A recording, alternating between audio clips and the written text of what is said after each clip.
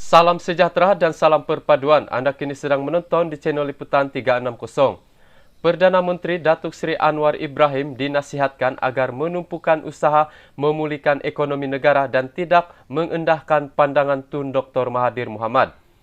Ketua UMNO bahagian Padang Rengas, Datuk Seri Mohamed Nazri Abdul Aziz menegaskan apa yang diperkatakan oleh Dr. Mahathir terhadap Anwar tidak penting buat masa ini kerana Perdana Menteri mempunyai tugas besar memimpin dan memulihkan ekonomi negara.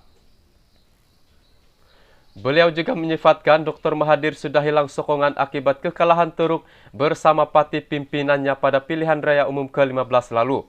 Masa beliau sudah berlalu, cukup-cukuplah beri peluang kepada Anwar untuk memimpin dan memulihkan ekonomi negara.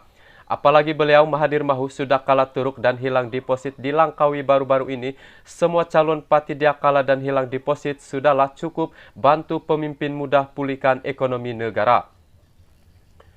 Saya sendiri sudah tidak percaya dan tidak yakin lagi dengan Dr. Mahathir. Semua orang beliau anggap tidak betul, hanya dia sahaja yang tahu mentadbir dan memerintah. Anwar baru sebulan lebih jadi Perdana Menteri, jangan cepat sangat nak buat penilaian. Bagilah sedikit masa untuk beliau buktikan, katanya kepada Astro Awani. Mohamed Nazri juga menyanggah dakwaan Dr. Mahathir bahawa ketika diberi peluang menjadi pemangku Perdana Menteri lebih 24 tahun yang lalu, Anwar gagal tidak dapat menangani masalah. Beliau menjelaskan biarpun bercuti ketika itu, namun Anwar tidak diberikan kuasa, sebaliknya Dr. Mahathir masih mengawal pentadbiran.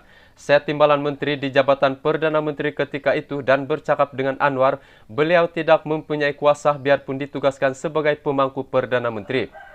Benar Dr. Mahathir bercuti di luar negara, tetapi beliau tetap mengawal pentadbiran negara dan bukannya memberi kuasa kepada orang lain. Semua orang tahu dan anggap Dr. Mahathir sebagai diktator. Beliau tidak akan beri kuasa kepada orang lain. Cakap beri kuasa itu semua menipu.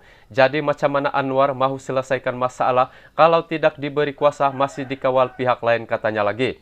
Dalam temu bual eksklusif dengan Berita Harian, Dr. Mahathir menyatakan kebimbangannya mengenai kemampuan Anwar untuk berdepan krisis kemelistan ekonomi dan cabaran pemulihan pasca pandemik.